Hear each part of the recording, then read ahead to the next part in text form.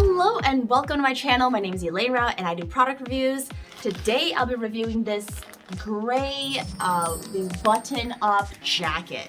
So let's see what it looks like. Ooh. So the fabric is quite, as you can see, is quite soft, but it's not quite fuzz. Very kind of velvety feel to it. These buttons are super classic. It's got a hood to it. Oh, and fur inside. Love it. I wonder if it's fur all the way. Yes, it is. And you can see, oh yeah, it's completely fur lined. Love that. And I feel like this color gray makes this kind of jacket a little bit more modern. Got the pockets on the side over here. We got hidden pocket right there, quite deep. Good for like 2 cell phones, not just one. This part is quite nice and I like that little detail. So yeah, let me just try this on.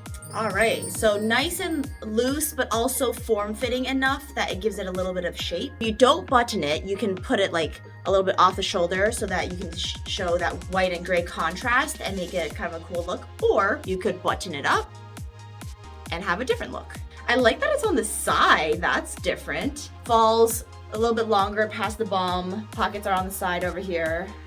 Hood is definitely big enough to fit a head.